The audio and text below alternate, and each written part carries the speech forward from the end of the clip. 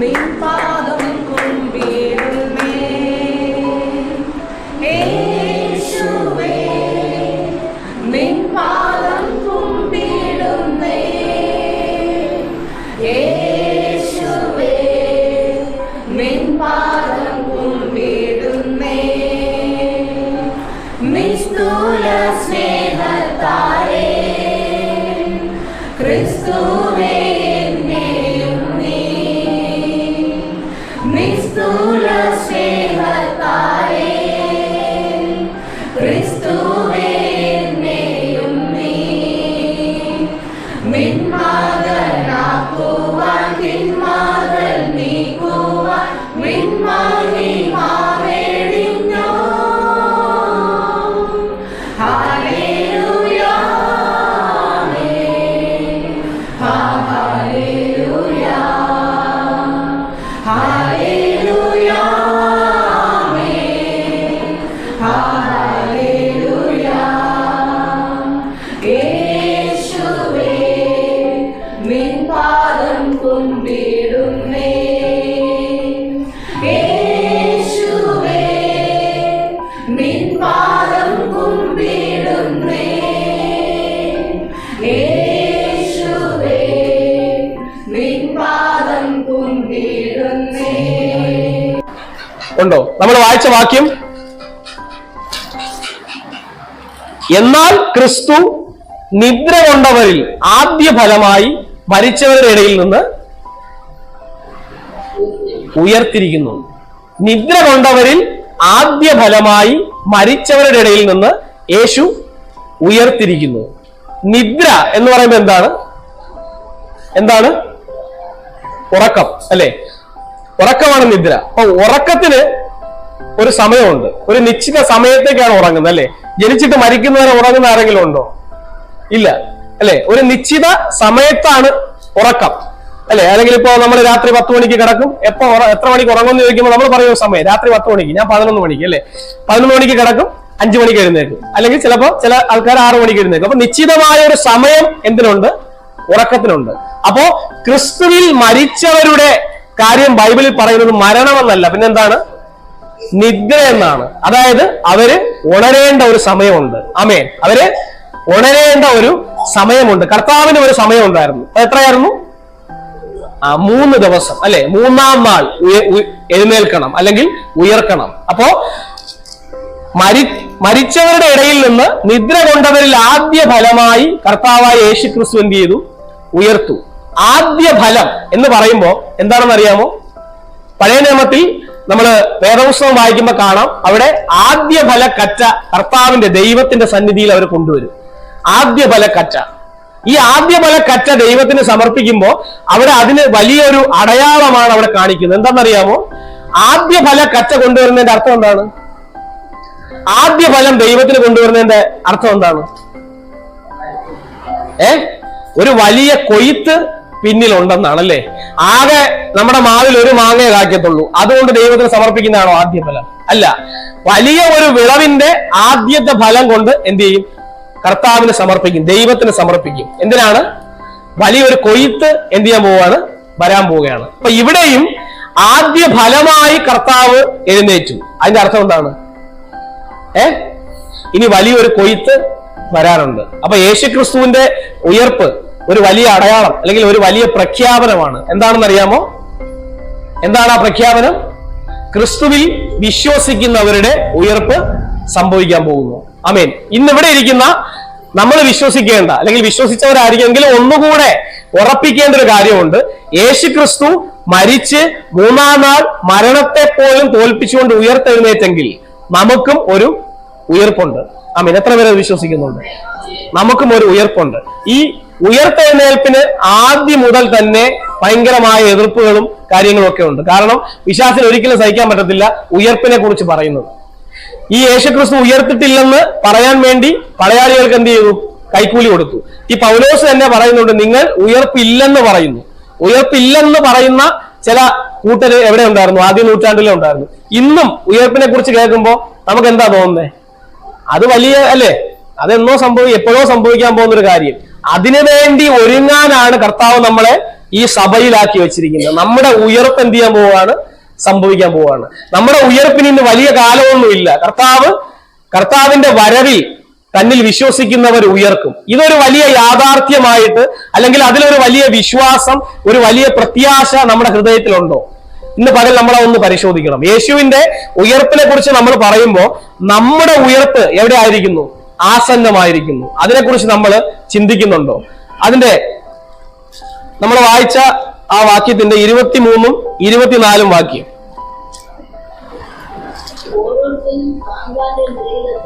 ആ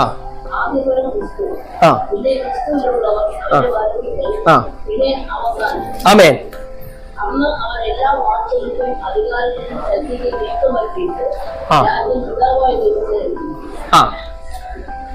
ഓരോരുത്തരും താന്താന്റെ നിലയിലെത്രേ.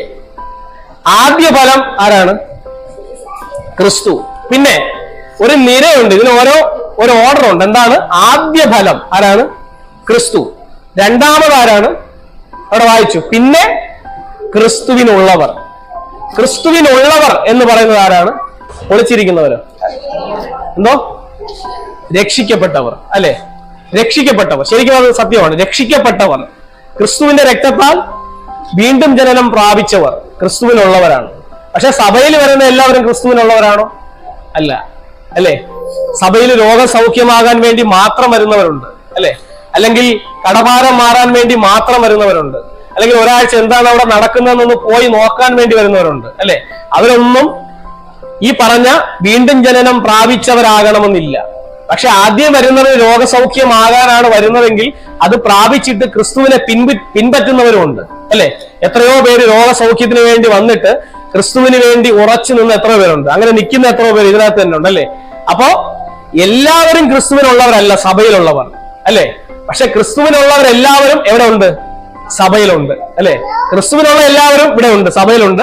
പക്ഷെ സഭയിലുള്ള എല്ലാവരും ആരായിരിക്കണമെന്നില്ല? ക്രിസ്തുവിനുള്ളവരായിരിക്കണമെന്നില്ല. ബൈബിളിൽ പറയുന്നുണ്ട്, എനിക്കുള്ളവർ എന്റെ ശബ്ദം കേൾക്കും. അപ്പൊ ക്രിസ്തുവിനുള്ളവരാണ് നമ്മളെങ്കിൽ നമ്മൾ എന്ത് ചെയ്യും? ഈ കർത്താവിന്റെ ശബ്ദം നമ്മൾ വ്യക്തിപരമായിട്ട് കേൾക്കും. ആ ദൈവത്തോട് ഒരു വ്യക്തിപരമായ ബന്ധം നമുക്കുണ്ടായിരിക്കും. അത് നമ്മളൊന്ന് പരിശോധിക്കണം. ഇന്ന് ക്രിസ്തുവിനുള്ളവരാണ് ഞാനെങ്കിൽ അത് വെറുതെ ഒരു വാക്കായിട്ട് ഞാൻ പറയുന്നതാണോ, അതോ എന്റെ ജീവിതത്തിൽ ഈ ദൈവത്തോടൊരു ബന്ധം എനിക്കുണ്ടോ? ഈ കർത്താവിന്റെ ശബ്ദം ഞാൻ അനുദിനം കേട്ട് ജീവിക്കുന്ന ഒരാളാണോ? അതോ എനിക്ക് ദേഷ്യം വരുമ്പോൾ ഞാൻ എന്തെങ്കിലും ചെയ്യും, പിന്നെ അതിന്റെ പരിണിത ഫലം അനുഭവിക്കേണ്ടി വരുമ്പോൾ പ്രാർത്ഥിക്കാൻ പറയും?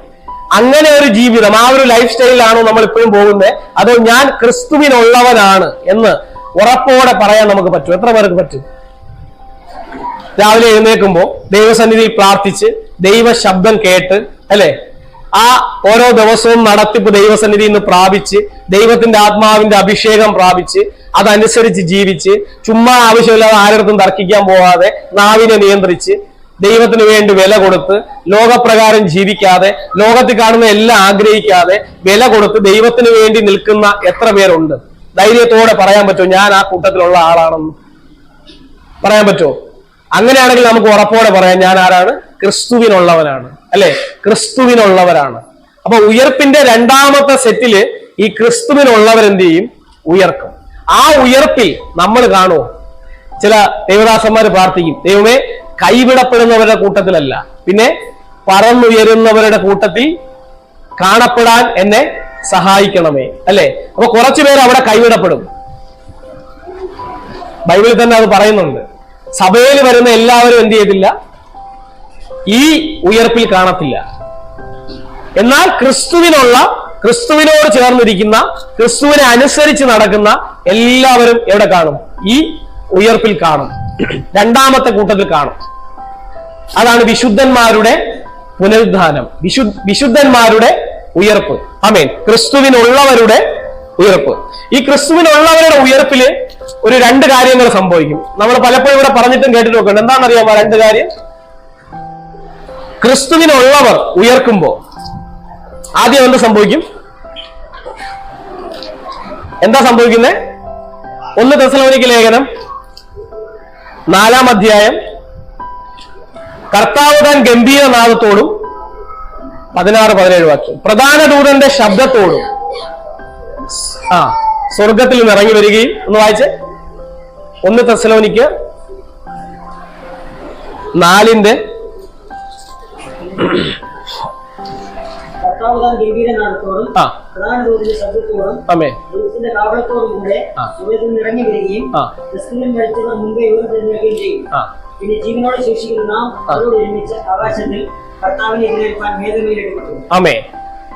അപ്പോ കർത്താവ് ഇറങ്ങി വരുമ്പോ എങ്ങനെയാണ് 3 കാര്യങ്ങൾ അവിടെ പറഞ്ഞെന്താണ്?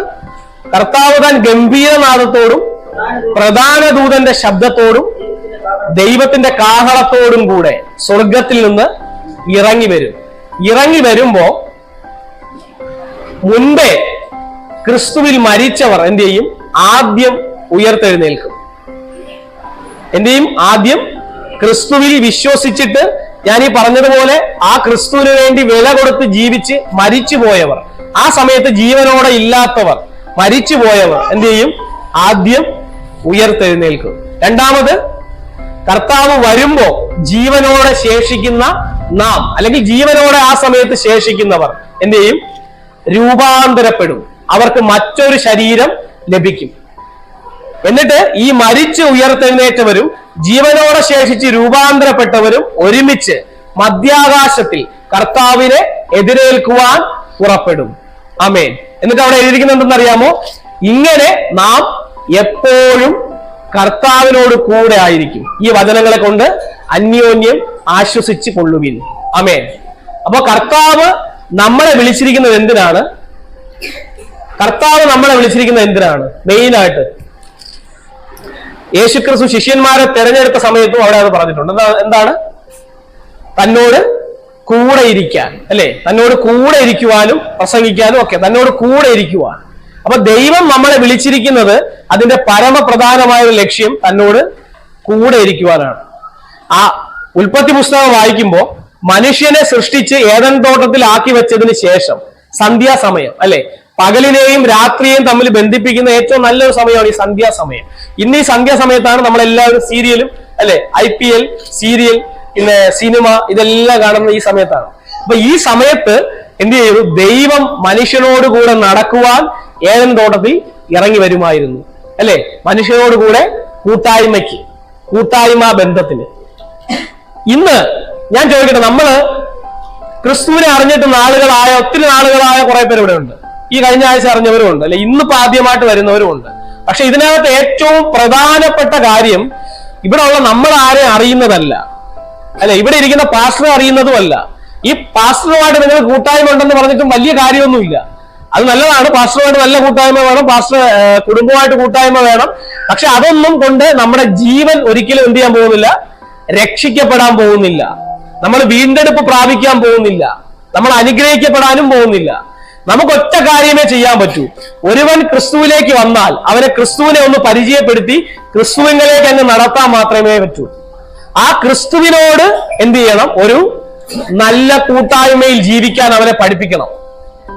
ആ കൂട്ടായ്മയിൽ ജീവിക്കാതെ മറ്റെന്തെല്ലാം നമ്മൾ ചെയ്താലും, മറ്റെന്തെല്ലാം നേടിയാലും, മറ്റെന്തെല്ലാം പ്രാപിച്ചാലും, മറ്റെന്തൊക്കെ ശുശ്രൂഷകൾ ചെയ്താലും, എല്ലാം ദാനം ചെയ്താലും, ബൈബിൾ പറയുന്ന പോലെ എല്ലാം ദാനം ചെയ്താലും അതെല്ലാം വ്യർത്ഥമാണ് എന്നാണ് ദൈവവചനം പറയുന്നത്.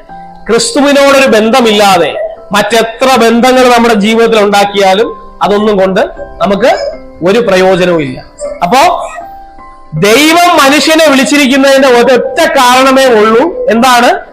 ദൈവത്തോട് കൂട്ടായ്മയിൽ ജീവിക്കാൻ, ദൈവത്തിന്റെ, കർത്താവിന്റെ ശബ്ദം കേൾക്കുവാൻ, ദൈവത്തോട് ചേർന്നിരിക്കുവാൻ, ആ ദൈവം പറയുന്നത് നമ്മൾ ചെയ്യുവാൻ. അതിനാണ് കർത്താവ് നമ്മൾ എന്ത് ചെയ്തിരിക്കുന്നത്? തിരഞ്ഞെടുത്തിരിക്കുന്നത്, അല്ലെങ്കിൽ വിളിച്ചിരിക്കുന്നത്. അപ്പോ കർത്താവിന്റെ വരവിൽ അങ്ങനെ കൂട്ടായ്മയിൽ അല്ലെങ്കിൽ ദൈവത്തോടൊരു നല്ല ബന്ധത്തിൽ ജീവിക്കുന്നവർ രണ്ടാമത്തെ കൂട്ടരായി കർത്താവിന്റെ വരവിൽ ഈ ഭൂമിയിൽ നിന്ന് എടുക്കപ്പെടും. അതിനെക്കുറിച്ച് യോഹന്നാനും പറയുന്നുണ്ട്. യോഹന്നാന്റെ സുവിശേഷത്തിൽ അതിന്റെ 5-ാം അധ്യായം 28-ഉം 29-ഉം വാക്യത്തിൽ നന്മ ചെയ്യുന്നവർ ജീവനായും തിന്മ ചെയ്യുന്നവർ ന്യായവിധിക്കായും ഉയർത്തെഴുന്നേൽക്കുന്ന നാഴിക വരുന്നു. നന്മ ചെയ്യുന്നവർ അല്ലെങ്കിൽ വിശുദ്ധന്മാർ, പ്രാർത്ഥനയോടെ യേശുവിനോട് ചേർന്നിരിക്കുന്നവർ എന്ത് ചെയ്യും? ജീവനായിക്കൊണ്ട് ജീവനായിട്ട് ഉയർത്തെഴുന്നേൽക്കും. അതിനുശേഷം തിന്മ ചെയ്യുന്നവർ, അതായത് വിശ്വസിക്കാത്തവർ എന്ത് ചെയ്യും? ന്യായവിധിക്കായിട്ടും ഉയർത്തെഴുന്നേൽക്കും. ഇത് പക്ഷെ ഇത് രണ്ടും ഒരുമിച്ചല്ല. ഞാൻ അതാ പറഞ്ഞ കുറച്ച് ബൈബിളിൽ പറയുന്ന കുറച്ച് വാക്യങ്ങൾ സിസ്റ്റമാറ്റിക് ആയിട്ട് ഒന്ന് പറയാൻ വേണ്ടി മാത്രമേ ഞാൻ ആഗ്രഹിക്കുന്നുള്ളൂ. കാരണം ഇതെല്ലാം നമ്മൾ പലപ്പോഴും കേട്ട കാര്യമാണ്. എങ്കിലും ഇടയ്ക്കൊന്ന് ചിന്തിക്കുന്നത് നമ്മുടെ ജീവിതത്തിൽ വളരെ അനുഗ്രഹമായിരിക്കും. ആദ്യ ഫലമായിട്ട് കർത്താവായ യേശു ക്രിസ്തു എന്ത് ചെയ്തു? ഉയർപ്പിന്റെ സൺഡേ, ഉയർപ്പിൻ ഞായറാഴ്ച എഴുന്നേറ്റു അതിരാവിലെ, അല്ലെ? നിരയിൽ രണ്ടാമത് ആരാണ്? തനിക്ക് വേണ്ടി കാത്തിരിക്കുന്ന വിശുദ്ധന്മാർ. അവരെന്തിനാണ് ഉയർത്തെഴുന്നേൽക്കുന്നത്? ജീവൻ പ്രാപിക്കുക, അല്ലെ? ജീവനായി അവര് ഉയർത്തെഴുന്നേൽക്കും. മൂന്നാമത് ഉയർത്തെഴുന്നേൽക്കുന്ന ഒരു കൂട്ടമുണ്ട്. ആരാണെന്ന് അറിയാമോ? ആരാണ്?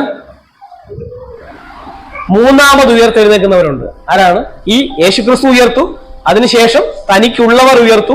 മൂന്നാമത്തെ ആ നിരയിൽ മൂന്നാമത് ഉയർത്തെഴുന്നേൽക്കുന്ന ഒരു ഗ്രൂപ്പുണ്ട്. അതിനെക്കുറിച്ചാണ് യോഹന്നാൻ പറയുന്നത്. തിന്മ ചെയ്യുന്നവർ എന്തിനാണ്? ന്യായവിധിക്കായിട്ട് ഉയർത്തെഴുന്നേൽക്കും. അത് മൂന്നാമത്. അതിനെക്കുറിച്ചാണ് ഇവിടെ നമ്മൾ വായിച്ചത്. അവസാനം. പിന്നെ അവസാനം എന്ന് പറയുന്നത് ഈ ലോക അവസാനത്തിൽ ഒരു ഉയർപ്പ് സംഭവിക്കും. അതായത് ഈ ഭൂമിയിൽ ജനിച്ച് മരിച്ച എല്ലാ മനുഷ്യരും എന്ത് ചെയ്യും? ഉയർക്കും. അതിന്റെ അർത്ഥം ഇവിടെ മനുഷ്യനായിട്ട് നമ്മൾ ജനിച്ചെങ്കിൽ ഉയർത്തെഴുന്നേറ്റേ പറ്റൂ. മരണം കൊണ്ട് ഒരിക്കലും തീരുന്നതല്ല ഒരു മനുഷ്യന്റെയും ജീവിതം. അതൊരു ക്രിസ്ത്യാനിയുടെ മാത്രമല്ല, വിശ്വസിക്കാത്തവന്റെ ആയാലും മരണം കൊണ്ട് എന്ത് ചെയ്യത്തില്ല? അവന്റെ ജീവിതം അവസാനിക്കത്തില്ല. അവനും എന്ത് ചെയ്യും? ഉയർത്തെഴുന്നേൽക്കും. പക്ഷെ ഇത് രണ്ടും ഒരുമിച്ചല്ല. നമ്മൾ വായിച്ചതുപോലെ കർത്താവ് താൻ ഗംഭീരനാദത്തോടെ, പ്രധാന ദൂതന്റെ ശബ്ദത്തോടെ, ദൈവത്തിന്റെ കാഹളത്തോടെ മധ്യാകാശത്തിൽ ഇറങ്ങി വരും. അപ്പോ ക്രിസ്തുവിനുള്ളവർ ഉയർത്ത് ആ സഭ, ദൈവസഭ എന്ത് ചെയ്യും? എടുക്കപ്പെടും. അതിനുശേഷം ഇവിടെ ചില കാര്യങ്ങൾ നടക്കും. എന്താണെന്നറിയാമോ? മഹോപദ്രവ കാലഘട്ടം. അതായത് ലോകത്തിൽ ഇന്ന് വരെ കണ്ടിട്ടില്ലാത്ത അത്രയും വലിയ കഷ്ടം എന്ത് ചെയ്യും? ഇവിടെ നടക്കും. ഈ ഭൂമിയിൽ ജീവനോടെ ഇരിക്കുന്നവർ ആ വലിയ കഷ്ടത്തിലൂടെ കടന്നു പോകും. പക്ഷേ ദൈവസഭ എന്ത് ചെയ്യത്തില്ല? ആ കഷ്ടത്തിലൂടെ പോകാതെ ദൈവം അതിനു മുമ്പേ ദൈവസഭയെ എടുക്കും. അപ്പൊ അന്ന് എടുക്കപ്പെടണമെങ്കിൽ, അതാണ് ഞാൻ പറഞ്ഞത്, വളരെ പ്രാർത്ഥനയോടെ ദൈവത്തോട് കൂട്ടായ്മയോടെ ജീവിക്കുന്നവർക്ക് മാത്രമേ അന്ന് എടുക്കപ്പെടാൻ പറ്റൂ. അതിനുശേഷം ഈ മഹോപദ്രവ കാലഘട്ടം, അതായത് വലിയ ഒരു കഷ്ടത ഈ ഭൂമിയിൽ ഉണ്ടാകും. അത് എത്ര നാളെന്ന് അറിയാമോ? ദൈവവചനം പറയുന്നു, റെവലേഷൻ, വെളിപ്പാട് പുസ്തകത്തിൽ 7 വർഷക്കാലം, അല്ലെ? 7 വർഷക്കാലം മഹോപദ്രവകാലം. ഈ മഹോപദ്രവകാലത്തിന്റെ അന്ത്യത്തിൽ മനുഷ്യരെ തെറ്റിച്ചുകൊണ്ടിരുന്ന എതിർ ക്രിസ്തുവിനെയും കള്ളപ്രവാചകനെയും ദൈവം ഗന്ധക തീപ്പൊയ്കയിലേക്ക് തള്ളിയിടും. അതായത് നരകത്തിലേക്ക് അവരെ തള്ളിയിടും. അതിനുശേഷം ഒരു കൊണ്ടുപോയ സഭയുമായി കർത്താവ് എങ്ങോട്ട് വരും? നിങ്ങളിത് കേട്ടിട്ടുണ്ടെന്ന് തോന്നുന്നു. കൊണ്ടുപോയ സഭയുമായിട്ട് ദൈവം ഭൂമിയിലേക്ക് മടങ്ങി വരും. എന്നിട്ട് ഇവിടെ ഒരു 1000 വർഷത്തെ ജീവിതം യേശു കർത്താവിനോട് ചേർന്ന് ദൈവവിശ്വാസികളായ അല്ലെങ്കിൽ ദൈവസഭയായ നമ്മൾ ഈ ഭൂമിയിൽ തന്നെ സഹസ്രാബ്ദ വാഴ്ച എന്ന് പറയും. 1000 കൊല്ലം ഈ ഭൂമിയിൽ ജീവിക്കും. അപ്പൊ ആദ്യം എന്താണ് സംഭവിക്കുന്നത്? ആദ്യത്തെ സ്റ്റെപ്പ് എന്താണ്? കർത്താവായ യേശു ക്രിസ്തു ഉയർക്കും. രണ്ടാമത്തെ സ്റ്റെപ്പ് എന്താണ്? ക്രിസ്തുവിൽ വിശ്വസിക്കുന്ന വിശുദ്ധന്മാരുടെ ഉയർപ്പ്. ആ വിശുദ്ധന്മാർക്ക് വേണ്ടി കർത്താവ് മധ്യാകാശത്തിലേക്ക് ഇറങ്ങി വരും. വിശുദ്ധന്മാരെ മധ്യാകാശത്തിലേക്ക് എടുക്കും. അവിടെ നിന്ന് ഈ സഭയുമായിട്ട് കർത്താവ് സ്വർഗത്തിലേക്ക് പോകും. അതിനുശേഷം ഈ ഭൂമിയിൽ വലിയ കഷ്ടതയാണ് 7 വർഷക്കാലം. അന്ന് ഇവിടെ ജീവിക്കുന്നവർ മരിക്കാൻ വേണ്ടി ആഗ്രഹിക്കും. പക്ഷെ മരണം അവരെ വിട്ട് മാറിപ്പോകും എന്നാണ് ബൈബിൾ പറയുന്നത്. മരിക്കാൻ ആഗ്രഹിക്കും, പക്ഷെ മരിക്കാൻ പറ്റത്തില്ല. അത്രയും വലിയ കഷ്ടത ഈ ഭൂമിയിൽ ഉണ്ടാകും. അത് 7 വർഷക്കാലം. ഈ 7 വർഷം കഴിഞ്ഞ് കൊണ്ടുപോയ സഭയുമായിട്ട് എന്ത് ചെയ്യും? കർത്താവ് മടങ്ങി എവിടെ വരും? ഈ ഭൂമിയിലേക്ക് വരും. മഹോപദ്രവത്തിന്റെ അവസാനം ഒരു കാര്യം കൂടെ സംഭവിക്കും. എതിർ ക്രിസ്തുവിനെയും കള്ളപ്രവാചകനെയും ഗന്ധക തീപ്പൊയ്കയിൽ തള്ളിയിടും. എന്നിട്ട് സഭയുമായി ദൈവം ഭൂമിയിലേക്ക് വന്ന് ഇവിടെ ഒരു 1000 വർഷം ഭരിക്കും. 1000 വർഷം സഭയുമായി നമ്മൾ കർത്താവിനോട് കൂടെ ഈ ഭൂമിയിൽ ജീവിക്കും. അതിനുശേഷം എന്ത് സംഭവിക്കുന്നത് അറിയാമോ? അതിനുശേഷം ഈ 1000-ാം ആണ്ട് വാഴ്ചയുടെ അവസാനം പിശാചിനെ ഗന്ധക തീപ്പൊയ്കയിലേക്ക് തള്ളിയിടും. പിശാചിനെ എവിടെ തള്ളിയിടും? നരകത്തിലേക്ക് ദൈവം പിശാചിനെ തള്ളിയിടും. എന്നിട്ട് പിന്നെ ഒരു കാര്യം സംഭവിക്കും. അതിനാണ് ഞാനിപ്പോ പറഞ്ഞത് പാപികളുടെ ഉയർപ്പ്. അതൊന്ന് വായിക്കാം നമുക്ക്. വെളിപ്പാട് പുസ്തകം 20-ാം അധ്യായം 11 മുതൽ 15 വരെയുള്ള വാക്യം. വെളിപ്പാട് പുസ്തകം 20-ാം അധ്യായം 11 തൊട്ട് 15 വരെ. ഞാൻ വലിയൊരു വെള്ള സിംഹാസനവും അതിലൊരുത്തൻ ഇരിക്കുന്നതും കണ്ടു. അവന്റെ സന്നിധിയിൽ നിന്നും ഭൂമി മാറിപ്പോയി. അതാ ഞാൻ പറഞ്ഞ അവസാനം, ലോകത്തിന്റെ അവസാനം. ഭൂമി മാറിപ്പോയി, പിന്നെ ആകാശവും മാറിപ്പോയി. അവയെ പിന്നെ കണ്ടില്ല. നോക്കിയേ, മരിച്ചവർ ആബാലവൃദ്ധം സിംഹാസനത്തിന്റെ മുമ്പിൽ നിൽക്കുന്നത് ഞാൻ കണ്ടു. യോഹന്നാൻ ദർശനത്തിൽ കാണുകയാണ്, മരിച്ചവർ ആബാലവൃദ്ധം എവിടെ നിന്നു? സിംഹാസനത്തിന്റെ മുമ്പിൽ നിന്നു. ആരുടെ സിംഹാസനത്തിന്റെ മുമ്പിൽ? ആരുടെ? ഈ ന്യായവിധി നടത്തുന്ന ആരാണെന്ന് അറിയാമോ? യേശു കർത്താവാണ്. അപ്പോ യേശു ക്രിസ്തു ഇരിക്കുന്ന സിംഹാസനത്തിന്റെ മുമ്പിൽ മരിച്ചവർ ആബാലവൃദ്ധം വന്ന് നിൽക്കുകയാണ്. അല്ലെ? സുവിശേഷം കേട്ടിട്ട് വിശ്വസിക്കാത്തവർ, അല്ലെ? നമ്മളെ ഓടിച്ചിട്ട് അടിച്ചവർ, തുപ്പിയവർ, നിന്ദിച്ചവർ, കളിയാക്കിയവർ, കൊഞ്ഞണം കുത്തിയവർ, ഇവരെല്ലാവരും ഇന്ന് എവിടെ നിൽക്കുകയാണ്? ഈ യേശു ക്രിസ്തുവിന്റെ സിംഹാസനത്തിന്റെ മുമ്പിൽ നിൽക്കുകയാണ്. അവരൊക്കെ ഒരു പേരുണ്ട്. എന്താണെന്നറിയാമോ?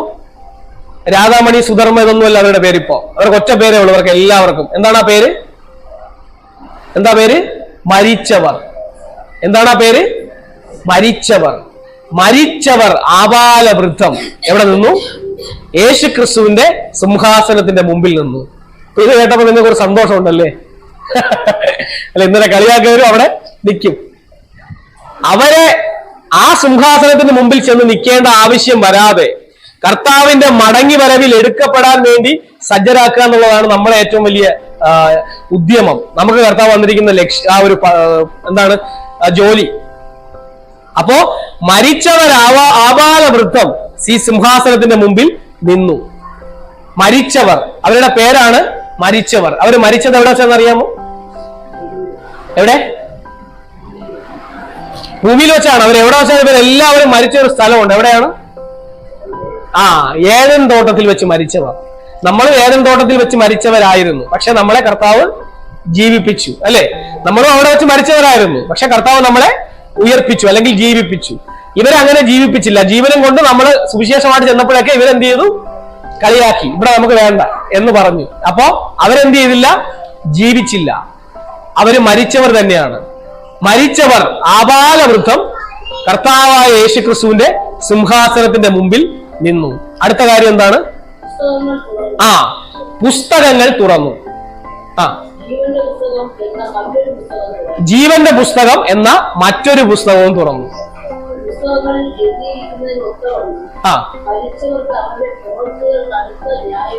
മരിച്ചവർക്കെല്ലാവർക്കും അവരുടെ പ്രവർത്തികൾക്കൊത്തവണ്ണം അതിനടുത്ത ന്യായവിധി ഉണ്ടായി. നോക്കിയേ, സമുദ്രം തന്നിൽ ഉള്ള മരിച്ചവരെ ദൈവസന്നിധിയിൽ ഏൽപ്പിച്ചു കൊടുത്തു. മരണവും പാതാളവും തങ്ങളിലുള്ള മരിച്ചവരെ ദൈവസന്നിധിയിൽ ഏൽപ്പിച്ചു കൊടുത്തു.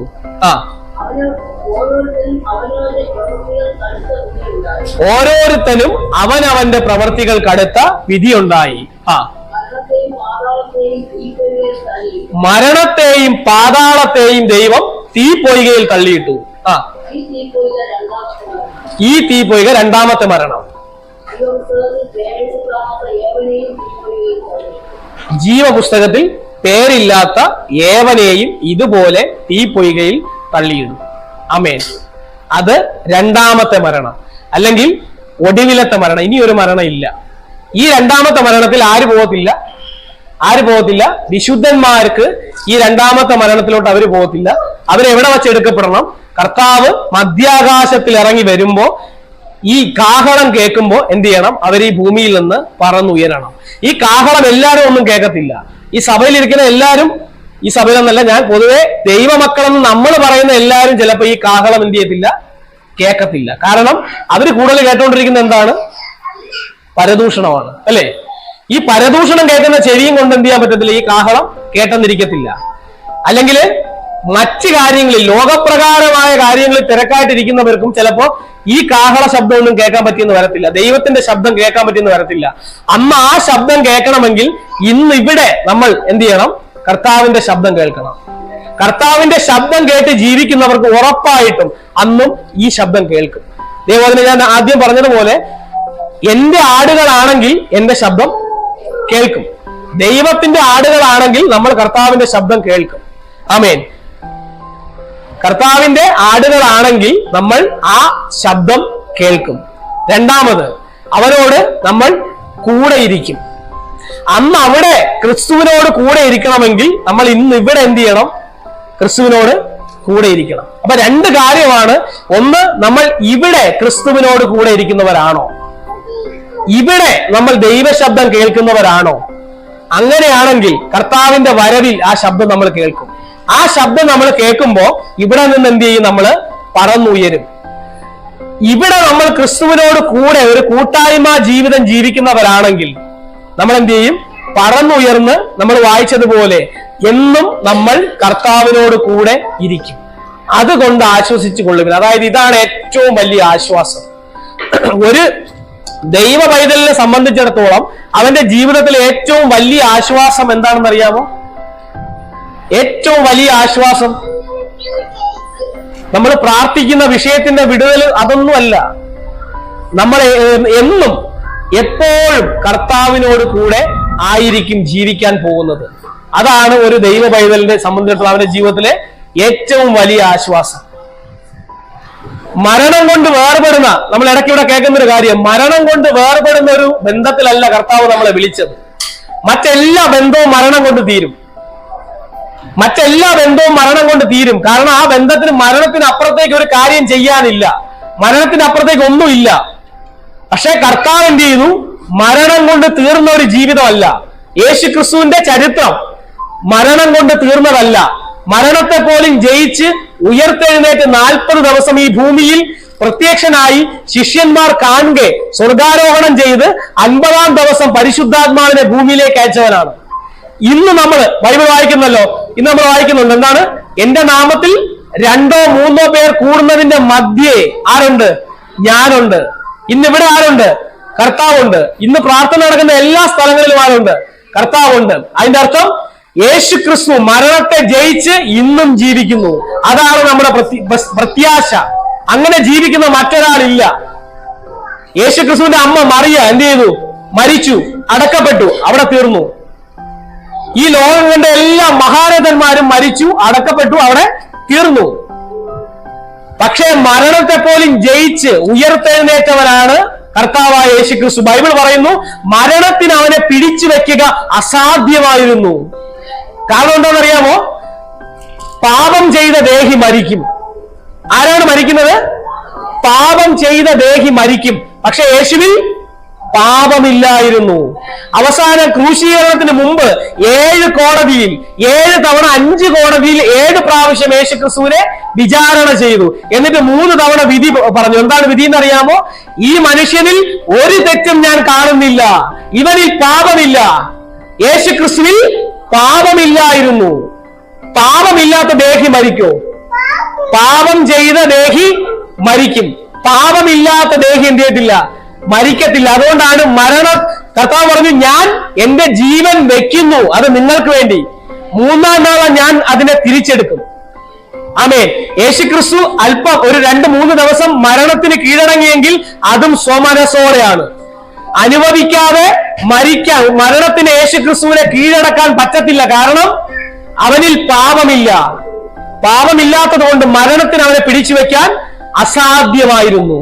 3-ാം നാൾ ആ മരണത്തെ പോലും ജയിച്ചുകൊണ്ട് കർത്താവ് ഉയർത്തെഴുന്നേറ്റു. ആമേൻ. അത് ഉയർത്തെഴുന്നേറ്റെങ്കിൽ അത് വലിയൊരു പ്രഖ്യാപനമാണ്. അവനിൽ വിശ്വസിക്കുന്ന ഞാനും നിങ്ങളും ഇതുപോലെ ഉയർക്കുന്ന ഒരു ദിവസമുണ്ട്. ആമേൻ. എത്ര പേർക്ക് വിശ്വാസമുണ്ട്? എത്ര പേർക്ക് ആ പ്രത്യാശയുണ്ട്? സഭയിൽ വന്ന് തല കാണിച്ചിട്ട് പോയി സ്വന്തം കാര്യം ചെയ്യുന്നവരൊന്നും ആ ദിവസം ഉയർത്തെന്ന് വരത്തില്ല. ആമേൻ. ആത്മാർത്ഥതയോടെ യേശുവിനോട് ചേർന്നിരിക്കാത്തവരൊന്നും ആ ദിവസം ചിലപ്പോൾ ഉയർത്തെന്ന് വരത്തില്ല. ഒരു ദിവസം യേശുവിന്റെ ശബ്ദം കേൾക്കുമെന്ന് വിചാരിച്ച് കാത്തിരിക്കുന്നവരല്ല നമ്മള്. എല്ലാ ദിവസവും ആ ശബ്ദം കേട്ട് ജീവിക്കുന്നവരാണ്. എല്ലാ ദിവസവും ആ കൂട്ടായ്മയിൽ ജീവിക്കുന്നവരാണ്.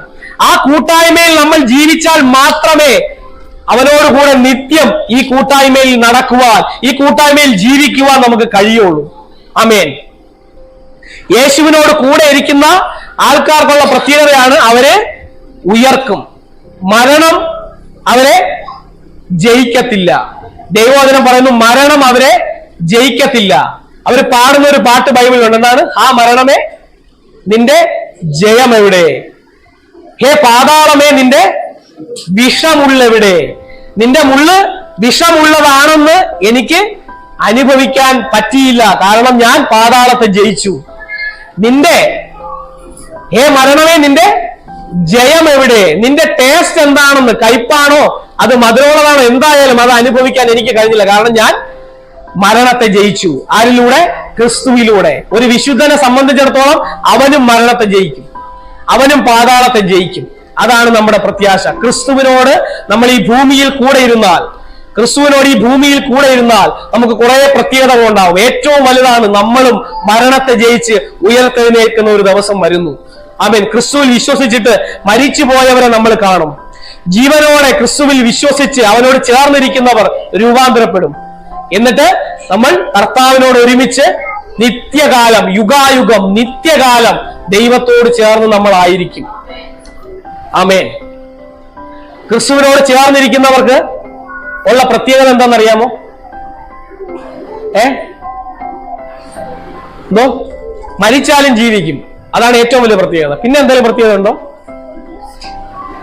ക്രിസ്തുവിനോട് ചേർന്നിരിക്കുന്നവർ, അവരുടെ സംസാരം കേൾക്കുമ്പോൾ തന്നെ അറിയാം. ഒന്ന് പത്രോസ് ഈ 3 തവണ തള്ളി പറഞ്ഞപ്പോ പത്രോസിനെ പിടിച്ചിട്ട് ചോദിച്ചു, നീ അവന്റെ കൂടെ ഇരുന്ന ആളല്ലേ? ഉടനെ പത്രോസ് പറഞ്ഞു, ഞാൻ അവനെ അറിയത്തുപോലുമില്ല എന്ന് പറഞ്ഞ് പ്രാകുവാൻ തുടങ്ങി എന്നാണ്. പക്ഷേ അവിടെ പറഞ്ഞ ഒരു കാര്യമുണ്ട്, നിന്റെ സംസാര ശൈലി അത് വെളിപ്പെടുത്തുന്നു നീ ക്രിസ്തുവിനോട് കൂടെ ഇരുന്ന ആളാണെന്ന്. ആമേൻ. അപ്പൊ നമ്മൾ ക്രിസ്തുവിനോട് കൂടെ ഇരിക്കാൻ തുടങ്ങിയാൽ നമ്മുടെ സംസാരം എന്ത് ചെയ്യും? മാറും. ആമേൻ. ഇന്നലെ വരെ എന്തിനാണെന്ന് ചോദിച്ചാൽ ഞാൻ ഇന്ന് എന്തുവാ എന്ന് ചോദിക്കുമെന്നല്ല അതിന്റെ അർത്ഥം. ഇന്നലെ വരെ തിരുവനന്തപുരം ശൈലിയിൽ സംസാരിച്ച് ഞാൻ ഇന്ന് തൃശ്ശൂർ ഇത് സംസാരിക്കുന്നല്ല. പിന്നെ എന്റെ സംസാര ശൈലി മാറും. ആവശ്യമില്ലാത്തടത്ത് എന്ത് ചെയ്യത്തില്ല? സംസാരിക്കാൻ പോകത്തില്ല. നിങ്ങളുടെ വാക്കുകൾ ഉപ്പിനാൽ രുചി വരുത്തിയതായിരിക്കട്ടെ എന്നാണ്. അപ്പോ നമ്മുടെ വാക്കുകൾ മറ്റുള്ളവർക്ക് കൃപ ലഭിക്കുന്ന വാക്കുകളായിരിക്കും. ആരെങ്കിലും നമ്മളോട് ഇങ്ങോട്ട് വന്ന് ദേഷ്യപ്പെടുന്നവര് നമ്മുടെ സാക്ഷ്യം കാണുമ്പോൾ മാനസാന്തരപ്പെടാൻ ഇടവരും. ആരോട് കൂടെ ഇരുന്നാൽ? യേശുവിനോട് കൂടെ ഒന്നിരുന്നാൽ, യേശുവിനോട് കൂടെ ഇരിക്കുന്ന ഒരു ജീവിതം നമ്മൾ ജീവിച്ചാൽ എന്ത് ചെയ്യും? നമ്മുടെ വാക്കുകളിലും നമ്മുടെ പ്രവർത്തികളിലും നമ്മുടെ നടപ്പിലും അറിയാം നമ്മൾ ഒരു ക്രിസ്തുവിന്റെ ശിഷ്യനാണെന്ന്. അതാണ് കൂടെ ഇരിക്കുമ്പോഴുള്ള പ്രത്യേകത. ഇന്ന് 15 കൊല്ലം കൂടെ ഇരുന്നാലും വാ തുറന്ന വിളിക്കുന്ന വിളി നമുക്കറിയാം, അല്ലെ? 25 കൊല്ലം യേശുവിനോട് കൂടെ ഇരുന്നെന്ന് പറയുന്നവനും എന്താണെന്ന് നമുക്കറിയാം. ആ കൂടെ ഇരിപ്പല്ല നമ്മൾ പറഞ്ഞത്. പിന്നെ ആത്മാർത്ഥമായിട്ട് യേശുവിനോടൊന്ന് ചേർന്നിരിക്കുന്ന വ്യക്തിയുടെ ജീവിതത്തിലെ വ്യത്യാസം അവന്റെ ശത്രുവിന് മനസ്സിലാവുമെന്നാണ് ബൈബിൾ പറയുന്നത്. ഒരുവന്റെ വഴി ദൈവത്തിന് പ്രസാദമാകുമ്പോൾ അവൻ തന്റെ ശത്രുവിനെ പോലും തന്നോട് ഇണക്കും എന്നാണ്. കാരണം ശത്രു ഓടി വന്ന് നമ്മളോട് സംസാരിച്ചെന്നിരിക്കും, നിരന്നിരിക്കും. കാരണം നമ്മുടെ ജീവിതം മാറി. നാളുകൾ ചർച്ചയിൽ പോകുന്നെന്ന് പറഞ്ഞിട്ട് അടുത്ത വീട്ടിലുള്ളവർ ചീത്ത വിളിക്കുന്നവനല്ല ഒരു ക്രിസ്തുവിന്റെ ശിഷ്യൻ. നമ്മുടെ വ്യത്യാസം നമ്മുടെ വാക്കുകളിലും നമ്മുടെ പ്രവർത്തികളിലുമാണ് കാണേണ്ടത്. ആമേൻ. പിന്നെ യോഹന്നാനെയും പത്രോസിനെയും പിടിച്ചുകൊണ്ട് പോയപ്പോ യേശുവിന്റെ നാമത്തിൽ ഇനി സംസാരിക്കരുതെന്ന് പറഞ്ഞപ്പോ ഇവർ ചില കാര്യങ്ങൾ അവിടെ പറഞ്ഞു. അപ്പൊ ദൈവത്തിന്റെ ഒരു വാക്ക് അവിടെ എഴുതിയിട്ടുണ്ട്. എന്താണെന്നറിയാമോ? അവർ പത്രോസിന്റെയും യോഹന്നാന്റെയും ധൈര്യം കാണുകയാൽ ആശ്ചര്യപ്പെട്ടു. അവർക്ക് മനസ്സിലായി ഇവർ പഠിപ്പില്ലാത്ത സാധാരണ മനുഷ്യരാണെന്ന് മനസ്സിലായി. തൊട്ട് താഴെ ഒരു കാര്യം കൂടെ എഴുതിയിട്ടുണ്ട്. എന്താണെന്നറിയാമോ? ഇവർ യേശുവിനോട് കൂടെ ഇരുന്നവർ എന്നും അവർക്ക് മനസ്സിലായി. അപ്പൊ യേശുവിനോട് കൂടെ ഇരിക്കുന്നവർ ഒരു ധൈര്യം ഉണ്ടായിരിക്കും, അല്ലെ? ഏറ്റവും വലിയ ധൈര്യം നമ്മളിൽ വരുന്നത് എപ്പോഴാണെന്നറിയാമോ? ഏറ്റവും വലിയ ധൈര്യം നമ്മളിൽ കിട്ടുന്നത് എപ്പോഴാണെന്നറിയാമോ? മരണഭയം ഹൃദയത്തിൽ നിന്ന് മാറിപ്പോകുമ്പോഴാണ്. ഒരു മനുഷ്യന്റെ ഏറ്റവും വലിയ പേടി മരണത്തെക്കുറിച്ചാണ്, വേറൊന്നുമല്ല, മരണത്തെക്കുറിച്ചാണ് പേടി. നിങ്ങളാണ് എന്റെ മോളുടെ വിദ്യാഭ്യാസം എങ്ങനെയാവോ എന്ന് ഓർത്താണെങ്കിൽ എനിക്ക് രാവിലെ രാത്രിയാണെങ്കിൽ ഉറക്കമില്ല, എന്നൊക്കെ പറഞ്ഞാലും അതൊന്നുമല്ല ഒരു മനുഷ്യന്റെ ഏറ്റവും വലിയ പേടി.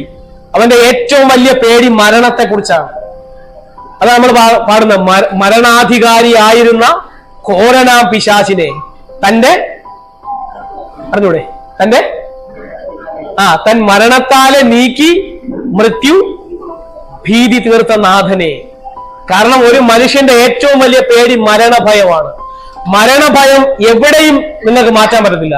ഏത് ഡോക്ടറെ അടുത്ത് പോയാലും ചെന്ന് പറയാൻ പറ്റും, മരണം എനിക്ക് ഭയങ്കര പേടി, എനിക്കൊന്ന് മാറ്റിത്തരോ. മരണഭയം മാറ്റാൻ പറ്റത്തില്ല. ഈ ലോകത്തിലുള്ള ഒരു കാര്യത്തിനും മരണഭയം മാറ്റാൻ പറ്റത്തില്ല. എന്നാൽ യേശു ക്രിസ്തുവിന്റെ സന്നിധിയിൽ മരണഭയം നീങ്ങിപ്പോകുന്നു. നമ്മുടെ ഹൃദയത്തിൽ നിന്ന് മരണത്തെക്കുറിച്ചുള്ള ഭയം എന്ത് ചെയ്യുന്നു? നീങ്ങിപ്പോകുന്നു. ആ ഭയം മാറുമ്പോഴേ നമുക്കൊരു പ്രത്യേക ധൈര്യം നമ്മളിൽ വരും. ഇത് ഇടയ്ക്കൊന്ന് കർത്താവിന്റെ സന്നിധി വരുന്ന ആളിന്റെ കാര്യമല്ല. യേശുവിനോടുള്ള ബന്ധത്തിൽ നമ്മൾ വരുമ്പോ മരണഭയം നമ്മുടെ ഉള്ളിൽ നിന്ന് മാറിപ്പോകും. മരണഭയം മാറുമ്പോഴേ നമുക്കൊരു വലിയ ധൈര്യം നമ്മുടെ ജീവിതത്തിൽ കാണും. മാത്രമല്ല, ഈ യേശുവിനോട് നമ്മൾ ചേർന്നിരിക്കുമ്പോൾ ഒരു പ്രത്യേകമായ ധൈര്യം നമുക്ക് കാണും. എത്ര വലിയ പ്രശ്നങ്ങളും പ്രതികൂലങ്ങളും നമ്മുടെ ജീവിതത്തിൽ വന്നാലും നമ്മൾ ആരും പതറിപ്പോകത്തില്ല. അതിന്റെ തെളിവാണ് നിങ്ങൾ ഇത്രയും പേര് ഇവിടെ ഇരിക്കുന്നത്, അല്ലെ? എത്ര പ്രതികൂലങ്ങൾ നമുക്ക് വന്നാലും നമ്മൾ ആരും പതറിപ്പോകത്തില്ല. മനുഷ്യൻ ഒരു പക്ഷെ നമ്മളെ നിന്ദിച്ചെന്നിരിക്കും, മനുഷ്യൻ ഒറ്റപ്പെടുത്തി നിന്നിരിക്കും. ഇന്നലെ വരെ ഞാൻ നിന്റെ കൂടെ കാണും എന്ന് പറഞ്ഞ ആളായിരിക്കും ആദ്യം വിട്ടുമാറുന്നത്. പക്ഷെ എല്ലാവരും വിട്ടുമാറിയാലും നമ്മൾ എന്ത് ചെയ്യത്തില്ല? പതറിപ്പോവുകയില്ല. കാരണം യേശുവിനോട് കൂടെ ഇരിക്കുന്നവന്റെ പ്രത്യേകതയാണത്. ആ ബന്ധത്തിൽ കൂടെ യേശുവിനോട് ചേർന്നിരിക്കുന്നവന്റെ പ്രത്യേകതയാണ് അവന്റെ കാല് ഇടറുകയില്ല. ഒരു സ്ഥലത്തോട് നിങ്ങൾ ധൈര്യത്തോടെ നാളെ സീസ് കയറ്റം കയറി വരും ശത്രു. ധൈര്യമായിട്ട് അവിടെ ചെന്ന് ഉറച്ചു നിൽക്കുവിൻ. നിങ്ങളൊന്നും ചെയ്യണ്ട, ഞാൻ നിങ്ങൾക്ക് വേണ്ടി യുദ്ധം ചെയ്യും. നമുക്ക് വേണ്ടി യുദ്ധം ചെയ്യുന്ന ദൈവമാണ് നമ്മുടെ കൂടെ ഉള്ളത്. നമ്മൾ ആരും യുദ്ധം ചെയ്യേണ്ട ആവശ്യമില്ല. പക്ഷെ എന്ത് ചെയ്യണം? സർവായുധ വർഗം ധരിക്കണം. കർത്താവ് പറഞ്ഞിട്ട് വാളെടുക്കണം, ചട്ട ഇടണം, ബെൽറ്റ് ഇടണം, ഷൂ ഇടണം, എല്ലാം ചെയ്യണം. കവചം വയ്ക്കണം, എല്ലാം എടുക്കണം. പക്ഷെ യുദ്ധം ചെയ്യാൻ പറഞ്ഞോ? ഇല്ല. യുദ്ധം നിങ്ങൾക്ക് വേണ്ടി ആരാണ് ചെയ്യുന്നത്? കർത്താവാണ് ചെയ്യുന്നത്. ആമേൻ. ഞാൻ നിങ്ങൾക്ക് വേണ്ടി യുദ്ധം ചെയ്യും. നിങ്ങൾ ഒറ്റ കാര്യമേ നിങ്ങൾ ചെയ്യേണ്ട കാര്യമായിട്ടുള്ളൂ. നിങ്ങളുടെ കാൽ എന്ത് ചെയ്യരുത്? ഇടറരുത്. നിങ്ങൾ വിറയ്ക്കരുത്. നിങ്ങളുടെ ശത്രുവിന്റെ മുമ്പേ നിങ്ങൾ ചെന്ന് സ്ഥിരമായിട്ട് നിൽക്കുക, ഉറച്ചു നിൽക്കുക എന്നാണ് പറഞ്ഞത്. യഹോശാഫാത്തിന്റെ ആ പ്രതികൂലം വന്നപ്പോ അവിടെ ദൈവം പറഞ്ഞെന്താണ്? ശത്രുവിനെതിരെ ചെന്ന് നിങ്ങൾ ഉറച്ചു നിൽക്കുക, ഞാൻ നിങ്ങൾക്ക് വേണ്ടി യുദ്ധം ചെയ്യും. ആമേൻ. ഇന്ന് പകൽ നിങ്ങളുടെ ജീവിതത്തിലെ പ്രശ്നം എന്തായിരുന്നാലും യേശു ക്രിസ്തുവിനോട് കൂടെ ഇരിക്കുന്ന ഒരാളാണ് നിങ്ങളെങ്കിൽ ധൈര്യമായിട്ട് നിങ്ങളുടെ പ്രശ്നത്തിനെതിരെ എഴുന്നേറ്റ് നിന്നോളാം. എഴുന്നേറ്റ് അങ്ങ് നിന്നാ മതി. ഒന്നും പേടിക്കേണ്ട കാര്യമില്ല. കർത്താവ് അവിടെ യുദ്ധം ചെയ്യും. ആമേൻ. അത് സാമ്പത്തിക പ്രതിസന്ധി ആയാലും ശരി, ധൈര്യമായിട്ട് എഴുന്നേറ്റ് അതിനെതിരെ നിൽക്കാൻ നമുക്ക് പറ്റണം. രോഗമായാലും ശരി, ധൈര്യത്തോടെ. ഡോക്ടർമാരും മെഡിക്കൽ സയൻസ് എല്ലാം പറയും ഈ ഒരു രക്ഷയില്ല, ഈ രക്ഷയൊന്നുമില്ല, അറിയിക്കേണ്ടവരൊക്കെ അറിയിച്ചോ എന്ന് പറഞ്ഞെന്നിരിക്കും. ഇപ്പോ പ്രിയ ദേവദാസൻ സാക്ഷ്യം പറഞ്ഞ് നമ്മളെല്ലാം കേട്ടു. മെഡിക്കൽ സയൻസ് എല്ലാം വിധി എഴുതിയെന്നിരിക്കും, ഇനി നിനക്ക് പ്രത്യാശയില്ല. ഗീത സിസ്റ്റർ പറഞ്ഞ സാക്ഷ്യം നമ്മൾ കേട്ടു, അല്ലെ? ആ മോന് വേണ്ടി നമ്മൾ നാളുകളായിട്ട് അവന് മറ്റു ചില രോഗങ്ങളും കൂടെ ഉണ്ട്, അത് നമ്മൾ പ്രാർത്ഥിച്ചുകൊണ്ടിരിക്കുകയായിരുന്നു. അങ്ങനെ പ്രാർത്ഥിച്ചുകൊണ്ടിരിക്കുമ്പോഴാണ് ഈ ഒരു പ്രശ്നം ഉണ്ടായത്. അവന്റെ കാലില് ഒരു അപകടം പറ്റി. എല്ലാവരും പെട്ടെന്ന് പേടിച്ചുപോയി. പക്ഷേ പ്രാർത്ഥനയിൽ ദൈവം അവന് പെട്ടെന്ന് എന്ത് ചെയ്തു? സൗഖ്യം കൊടുത്ത് അവനെ എഴുന്നേൽപ്പിച്ചു. ദൈവം അതിന് ശക്തനാണ്. ആമേൻ. മെഡിക്കൽ സയൻസ് ഇനി ഒരു രക്ഷയുമില്ല എന്ന് പറയുന്ന ഒത്തിരി കാര്യങ്ങളുണ്ടാവും. ഒന്നും രണ്ടല്ല, ഒത്തിരി കാര്യങ്ങളുണ്ടാവും. അതാണ് ബൈബിൾ പറയുന്നത്. മെഡിക്കൽ സയൻസ് നിന്റെ ബുദ്ധിയിലോട്ട് കയറ്റിത്തരും, ഇനി നിനക്ക് രക്ഷയില്ല. ലോകം നിന്റെ ബുദ്ധിയിൽ കയറ്റിത്തരും, എന്താണ്? നീ തീർന്നു, ഇത് പറ്റത്തില്ല. കഴിഞ്ഞ രോഗമാണെങ്കിൽ കുഴപ്പമില്ല, ഇത് കുറച്ച് കടുപ്പമുള്ളതാ, ഇത് പറ്റത്തില്ല. അത് എവിടെ ഇരിക്കും? നിന്റെ ബുദ്ധിയിലോട്ട് ലോകം കയറ്റിത്തരും. പക്ഷെ ഫിലിപ്പ് ലേഖനം പറയുന്നത് എന്താണ്? സകല ബുദ്ധിയെയും കവിയുന്ന ദൈവ സമാധാനം നിന്റെ നിലവുകളെ, ചിന്തകളെയും നിലവുകളെയും ക്രിസ്തു യേശുവിങ്കൽ കാത്തുകൊള്ളും. ആമേൻ. ക്രിസ്തുവിനോട് ചേർന്നിരിക്കുന്നവന്റെ ചിന്താമണ്ഡലം ദൈവം കാത്തുകൊള്ളും. അവൻ പേടിച്ചു പോകത്തില്ല, അവൻ തളർന്നു പോകത്തില്ല, അവന്റെ ധൈര്യം പോകത്തില്ല. ഏത് മെഡിക്കൽ സയൻസ് പറഞ്ഞാലും, ഏത് മനുഷ്യൻ പറഞ്ഞാലും ശരി, എത്ര അറിവുള്ളവൻ പറഞ്ഞാലും ശരി, അവന്റെ ധൈര്യം എടുത്ത് മാറ്റാൻ ഈ ലോകത്തിന് പറ്റത്തില്ല. കാരണം അവന്റെ ഉള്ളിൽ ധൈര്യം വെച്ചു കൊടുത്തിരിക്കുന്ന ആരാണ്? ദൈവമാണ്, കർത്താവാണ്. ദൈവവചനം പറയുന്നു, യഹോവ ഭക്തന് ദൃഢധൈര്യം ഉണ്ടായിരിക്കും. യേശുവിനോട് കൂടെ ഇരിക്കുന്ന ഒരു മനുഷ്യനെ സംബന്ധിച്ചിടത്തോളം അവന് ദൃഢധൈര്യം ഉണ്ടായിരിക്കും. ഒരു വിഷയവും എന്നെ തീർത്ത് കളയത്തില്ല. എന്റെ കർത്താവ് എന്നെ കുറിച്ച് പ്ലാൻ ചെയ്തിരിക്കുന്നതല്ലാതെ ഒന്നും എന്റെ ജീവിതത്തിൽ നടക്കത്തില്ല. അതിനെക്കുറിച്ച് 100% ഒരു ബോധ്യം ഉണ്ടായിരിക്കും. ആമേൻ, സ്തോത്രം. യേശുവിൽ ചേർന്നിരിക്കുന്ന ഒരു മനുഷ്യന്റെ മുഖം നോക്കാൻ നമുക്കറിയാൻ പറ്റും അല്ലെ? യേശുവിൽ ചേർന്നിരിക്കുന്നത്. ഞാൻ 2 ദിവസം മുന്നേ ആന്റിയോട് ചോദിക്കായിരുന്നു, ഇന്നൊരു ആന്റിയുടെ മുഖത്ത് വ്യത്യാസമുണ്ട്. കാരണം അല്ലെ, നിങ്ങൾക്ക് എല്ലാവർക്കും വ്യത്യാസമുണ്ട്, ഒരാൾക്കല്ല, എല്ലാവർക്കും മുഖത്ത് വ്യത്യാസമുണ്ട്, ഒരാൾക്കല്ല കേട്ടോ. പക്ഷെ ഞാൻ ആന്റിയോട് കഴിഞ്ഞ ആഴ്ച അത് പറഞ്ഞു, എന്താ മുഖത്തൊരു വ്യത്യാസമുണ്ട്. അതാണ് ക്രിസ്തുവിന്റെ സന്നിധിയിൽ വരുമ്പോഴുള്ള ആദ്യത്തെ ചേഞ്ച്. നമ്മുടെ മുഖം മാറും. നമ്മുടെ മുഖം കാണുമ്പോൾ ആൾക്കാർ പറയും നിനക്ക് ഒരു വ്യത്യാസമുണ്ട്. അങ്ങനെ ആരെങ്കിലും പറയുന്നുണ്ടോ? നിങ്ങളുടെയൊക്കെ മുഖം കാണുമ്പോൾ ആൾക്കാർ പറയുന്നുണ്ടോ ഒരു വ്യത്യാസം ഉണ്ടെന്ന്? നിന്റെ ജീവിതത്തിൽ ഒരു വ്യത്യാസമുണ്ടെന്ന് ആരെങ്കിലും പറയുന്നുണ്ടോ? ഭർത്താവ് പറഞ്ഞു. ആ, പ്രൈസ് ദി ലോർഡ്. ഭർത്താവ് പറഞ്ഞതാണ് ഏറ്റവും വലിയ സാക്ഷ്യം അല്ലെ? അപ്പൊ ഭർത്താവ് പറഞ്ഞതാണ് ഏറ്റവും വലിയ സാക്ഷ്യം അല്ലെ? അടുത്തിരിക്കുന്ന ഭർത്താവാണ്, കൂടുതൽ അറിയുന്ന ആള് ഭർത്താവാണ്. ഭർത്താവ് അത് പറയണം അല്ലെ? നിന്റെ മുഖത്തൊരു വ്യത്യാസമുണ്ട്, നിനക്കൊരു സന്തോഷമുണ്ട്. ഇന്ന് യേശുവിന്റെ മുമ്പിൽ ഇരുന്നാലും ആരും നമ്മുടെ കൂടെ വരാത്ത മെയിൻ കാരണം എന്താണെന്നറിയാമോ? നമ്മുടെ മുഖം ഇങ്ങനെ ഇരിക്കുകയാണ് അല്ലെ? നമ്മുടെ മുഖം മാറുന്നില്ല. നമ്മൾ വേറെ വീട്ടൊക്കെ മാറ്റാൻ ശ്രമിക്കുന്നുണ്ട്, പക്ഷെ അങ്ങോട്ട് മാറുന്നില്ല. നമ്മുടെ മുഖം മാറണമെങ്കിൽ എന്ത് ചെയ്യണം? ക്രിസ്തുവിനോട് ചേർന്നിരിക്കണം, ക്രിസ്തുവിനോട് കൂടെ ഇരിക്കണം. അവന്റെ മുഖം എന്ത് ചെയ്യും? മാറും. അവന്റെ ഉള്ളിൽ ദൈവീകമായ ഒരു ധൈര്യം വരും, അവന്റെ ഉള്ളിൽ ദൈവീകമായ ഒരു സമാധാനം വരും, അവന്റെ ഉള്ളിൽ ദൈവീകമായ ഒരു സന്തോഷം വരും. ഇത് ഉള്ളിൽ ദൈവം ചെയ്യുന്നതാണ്. അത് ഉള്ളിലോട്ട് വന്നാൽ നമ്മുടെ ഫേസ് എന്ത് ചെയ്യും? മാറും. നമ്മൾ ഇടയ്ക്ക് കേൾക്കുന്ന ഒരു കാര്യമുണ്ട്, ഈ ക്രിസ്തുവിനെ അറിയാത്ത, ഈ പ്രത്യാശ അനുഭവിക്കാത്ത ഒരു വ്യക്തിയുടെ മുഖം ഈ ക്ലോക്കി നോക്കിയാൽ നിങ്ങൾക്ക് കാണാം 12:30 ആയിരിക്കും. എന്താണ്? ഇങ്ങനെ നീണ്ടിരിക്കത്തേ ഉള്ളൂ. പക്ഷെ ക്രിസ്തുവിനെ അറിഞ്ഞ ഒരു വ്യക്തിയുടെ മുഖം എപ്പോഴും എങ്ങനെയായിരിക്കും? അവന് 3:15 ആയിരിക്കും അല്ലെ? 9:15. 2 സൂചി 2 സൈഡിലോട്ട്. എപ്പോഴും ചിരിയും സന്തോഷവും സമാധാനവും അവന്റെ മുഖത്ത് കാണും. അതാണ് ഒരു ദൈവ പൈതലിന്റെ ഏറ്റവും വലിയ അടയാളം അല്ലെ? അല്ലാതെ എന്നും പരാതിയും പറഞ്ഞ് എനിക്ക് ഒരു വ്യത്യാസവും ഇല്ല. ചില ആൾക്കാർ വ്യത്യാസത്തെ, ഇപ്പൊ ദേവദാസൻ പറഞ്ഞ പോലെ വ്യത്യാസത്തെ കുറിച്ച് പറയും. എന്താണ്? കർത്താവ് എനിക്ക് ചില കാര്യങ്ങളൊക്കെ ചെയ്തിട്ടുണ്ട് അല്ലെ? ചില കാര്യങ്ങളൊക്കെ കർത്താവ് ചെയ്തിട്ടുണ്ട്, ഞാൻ ഇപ്പൊ പറയുന്നില്ല, ഇനിയും ചെയ്യുമെന്ന് എനിക്ക് നല്ല വ്യത്യാസമുണ്ട്, നല്ല വിശ്വാസമുണ്ട്. അപ്പൊ ഈ ചെയ്തതെല്ലാം എന്താണ്? ഭൗതികമായ കാര്യങ്ങളെ കുറിച്ചായി പറയുന്നത്. ചെയ്തതെല്ലാം ഭൗതിക കാര്യങ്ങളാണ്. അപ്പൊ ഇനിയും ഭൗതികമായ കാര്യങ്ങൾ ചെയ്യുമെന്ന് എനിക്ക് നല്ല വിശ്വാസമുണ്ട്. വേറെ കാര്യങ്ങളിലൊന്നും കർത്താവിൽ വിശ്വാസമില്ല. പ്രധാനപ്പെട്ടത് എന്താണ്? ആത്മീകമായ കാര്യങ്ങളാണ്. എനിക്കെന്തെങ്കിലും വ്യത്യാസം ഉണ്ടോ എന്നുള്ളതാണ് പ്രധാനം. നമ്മുടെ ഉള്ളിൽ, നമ്മുടെ വാക്കിൽ, നമ്മുടെ ഫേസിൽ, നമ്മുടെ മുഖത്ത്, നമ്മുടെ വാക്കുകളിൽ, നമ്മുടെ പ്രവർത്തികളിൽ എന്ത് വരണം? വ്യത്യാസം വരണം. അതാണ് യേശുക്രിസ്തുവിനോട് ചേർന്നിരിക്കുന്നവൻ ആദ്യം വരുന്നത്. ആമേൻ. അപ്പോ യേശുക്രിസ്തുവിനോട് ചേർന്നിരിക്കുന്നവർ നിത്യകാലം അവനോട് എന്ത് ചെയ്യും? ചേർന്നിരിക്കും. യേശുക്രിസ്തുവിന്റെ ശബ്ദം ഇവിടെ കേട്ടാൽ, കാഹളം ധ്വനിക്കുമ്പോഴും നമ്മളത് കേൾക്കും. അല്ലാതെ സർപ്രൈസ് ആയിട്ട് അന്ന് കേൾക്കാതിരിക്കരുത്, ആരും കേൾക്കത്തില്ല. ഇവിടെ എന്ത് ചെയ്യണം? നമ്മൾ അനുദിനം ഈ ശബ്ദം കേൾക്കണം. ചിലർ ഞെട്ടാൻ കാത്തിരിക്കണം, എനിക്ക് അന്നൊന്ന് കേട്ടാൽ ഇന്ന് കേൾക്കണ്ട. അന്ന് ഫ്രഷ് ആയിട്ട് കേൾക്കാതിരുന്നാൽ എന്ത് ചെയ്യത്തില്ല? കേൾക്കത്തില്ല. ഇന്ന് നമ്മൾ ഇവിടെ ജീവിക്കുമ്പോൾ ഈ ശബ്ദം കേൾക്കണം. ഇന്ന് ഈ കൂട്ടായ്മ അനുഭവിക്കണം. എങ്കിൽ നിത്യകാലം അവന്റെ ശബ്ദം കേട്ട് അവന്റെ കൂട്ടായ്മ അനുഭവിച്ച് ജീവിക്കാൻ നമുക്ക് പറ്റും. എത്ര പേർക്ക് വിശ്വാസമുണ്ട്? നമുക്കൊന്ന് ദൈവസന്നിധിയിൽ നിന്ന് എഴുന്നേൽക്കാം.